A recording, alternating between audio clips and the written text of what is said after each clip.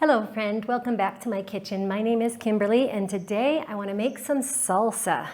I'm really excited to have this beautiful bumper crop of tomatoes from my greenhouse. This is just a tiny fraction of the tomatoes I have right now. These are the ripest ones, and I'm excited to have paste tomatoes as well as just a regular slicing tomato to use in my salsa because these have such great flavor. Look at the size of this one.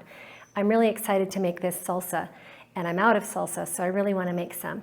So the tomatoes came from my garden, the lemons came from my lemon tree, and I've got some jalapenos here that I harvested from my plants and have previously frozen them. I've picked up some garlic and some extra hot peppers. This variety is called ricotta. And so I like to put a little bit of bell pepper, red bell pepper in my salsa. And then I've got some white onions that are also from my garden. So the first thing I need to do is get everything washed up, get my garlic peeled, and then we can get started making the salsa. So I have several pieces of kitchen equipment I like to use when I make a big batch of salsa that help me to get the job done faster, and some of them need electricity. Now, if you don't know already, Ecuador is experiencing a severe drought, which has led to an energy crisis. And so we've been having power outages up to 14 hours a day. But right now I've got power. It came on a little earlier than expected. We also got rain last night, which is a good sign, but I think it's going to take a lot of rainy days to get us out of the current situation. But for now, my garden is very happy to be watered. So the first machine I want to use is my food processor. I've got my garlic peeled up. I'm going to start with that. And I'm just going to blend this up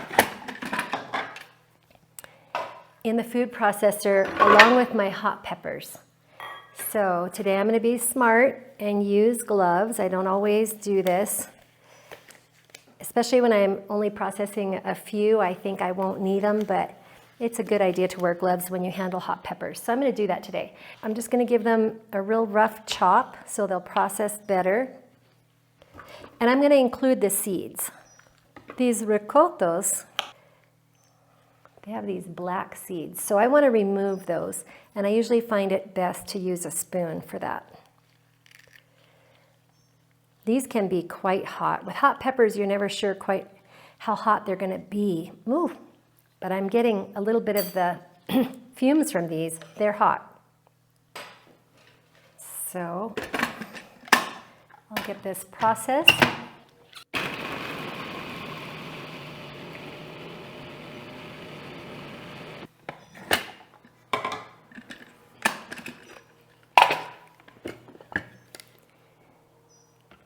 So this is a nice paste.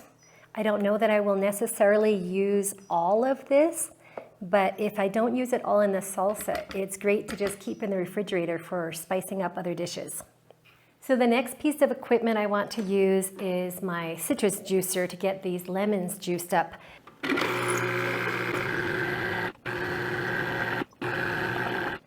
Thankfully, the piece of equipment I depend on to do the bulk of the work of making salsa doesn't need electricity. So if I were to lose power at this point, I'm good to go. So I love how this makes such short work of dicing onions in particular. I don't have to have, I could say, no more tears with this method of dicing onions. So I just need to get them in half, take off the ends, any part I don't want in my final product here. And now watch this.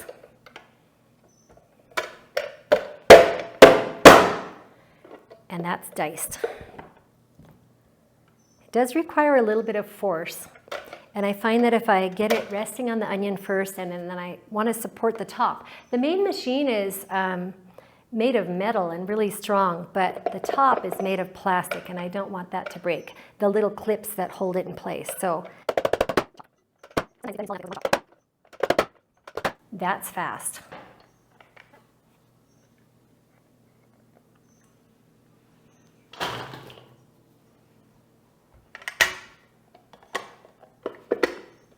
Okay, moving on to the bell peppers. I'm going to give these a rough chop. I just need to get them small enough that they'll fit in the chopper.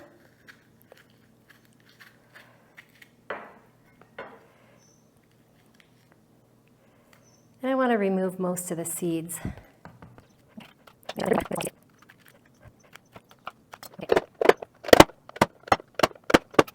chopper saves me so much time.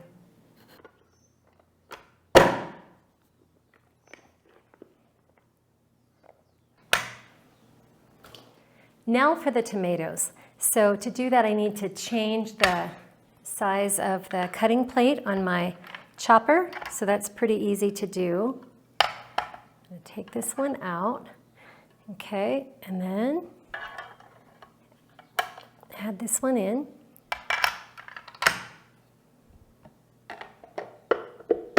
Start with some of these big ones. So this is my monster paste tomato. And I've got this little tool too, which is very helpful. I think it's sold for strawberries, but I find it very helpful with tomatoes to take out the core.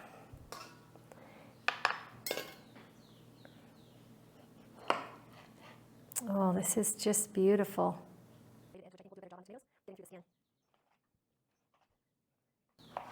This one tomato is the size of 3. Okay, that was a bit fiddly, having to chop up that very ripe paste tomato by hand, but let me show you how well the chopper works for these firmer tomatoes. So first I'm just gonna take out the core. Sometimes I dig in deeper if I can see more core deeper inside of the tomato. There we go. And sometimes the back end too.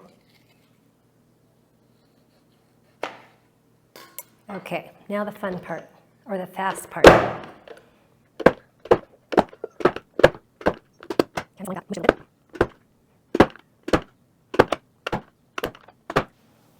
So I'm just going to continue chopping tomatoes until I get my bowl full of tomatoes, and then I'll show you how I add the other ingredients and make salsa out of it.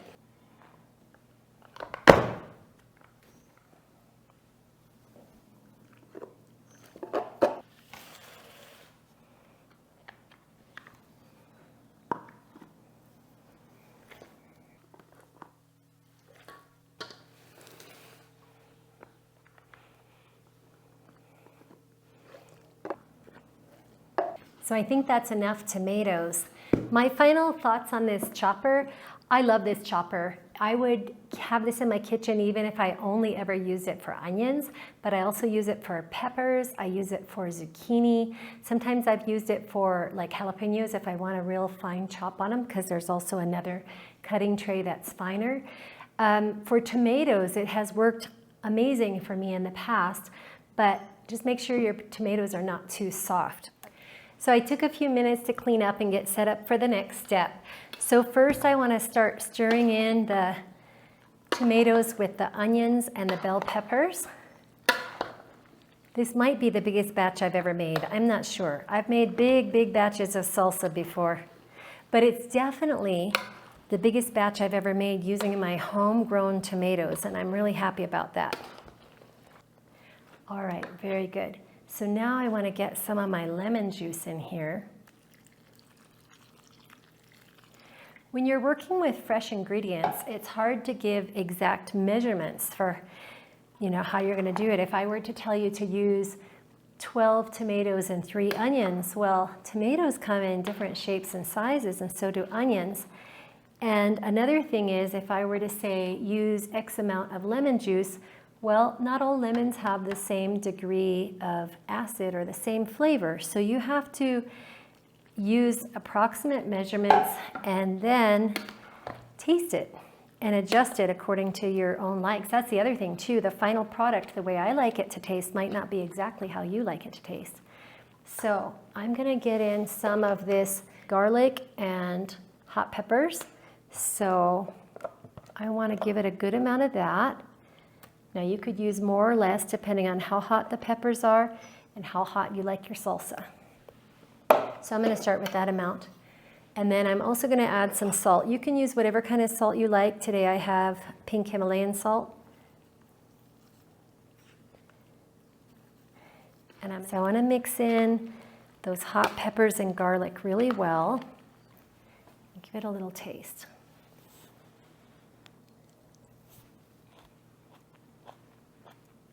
Mmm.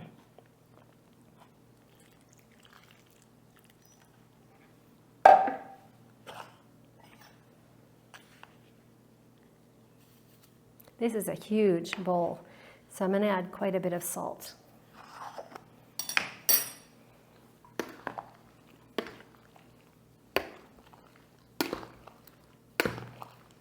I'd be really happy to have salsa in the house again. When I have it in my refrigerator, it's something that I use a lot. So here's what I'm going to do. I'm going to let this sit here for a few minutes and let the flavors meld while I run out to the garden and see if I have some green onion tops. I think I do, and I'll be back. Okay, I did find some onion tops, so I'm going to get these washed up.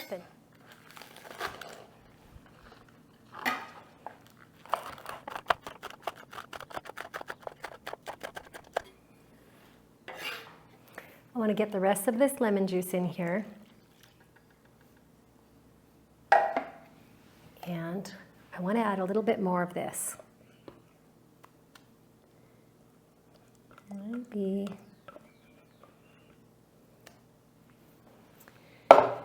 I tend to like my salsa to be not mild and not hot, but kind of a medium.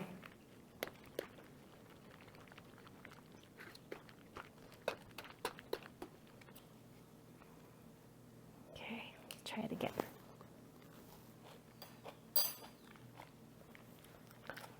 I taste those green onions in there. I like that. We're getting there. There's a few more ingredients I think I'd like to add. So I am going to add a little bit of sugar.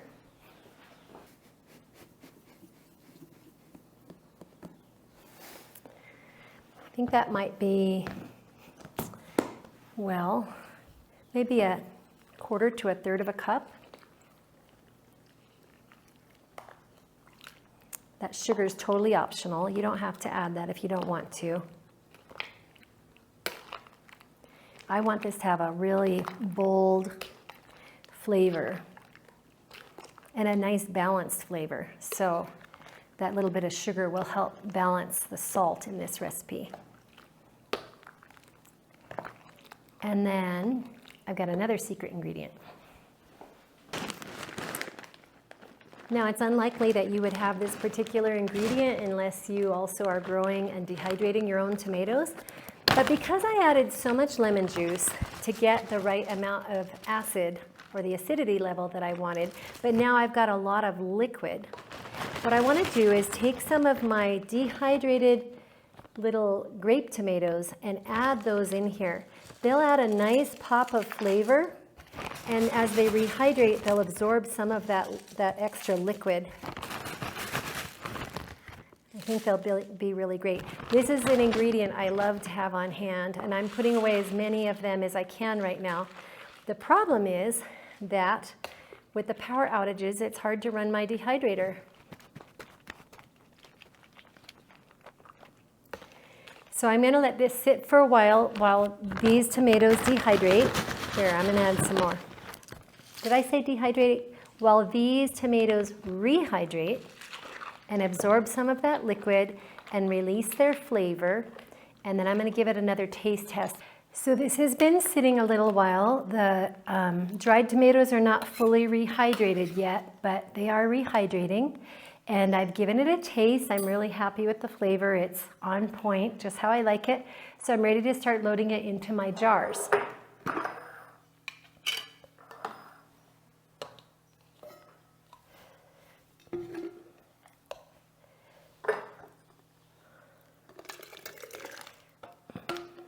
So this is going to stay fresh in the refrigerator for, I think I've had it up to a month before. We usually use it all up before any of it has ever spoiled, but I have had some start to ferment in the refrigerator, and I've eaten fermented salsa. In fact, I've purchased fermented salsa before, which is quite good. But if it gets too fermented, then I don't like the flavor anymore. So I have had to give some of it before to the chickens. But usually we go through it pretty fast before any of it can get to that point. Something I really am interested in trying, especially now that I have so many of my own homegrown tomatoes, is canning some of my salsa. Now, I really do prefer the flavor of a fresh salsa instead of a cooked salsa, but I'm willing to give it a chance. I'm just not sure how I can go about it safely. The problem is that I'm using my own homegrown lemons, and in order to have a safe product, tomato product, when you're water bath canning, you need to purchase bottled lemon juice with 5% acidity, and I'm not sure where I can find that here. So for now, I'm really happy to have this. I'm going to get all of this jarred up, and I can show you how much I have in the end. Thank you for joining me today. Bye, friend.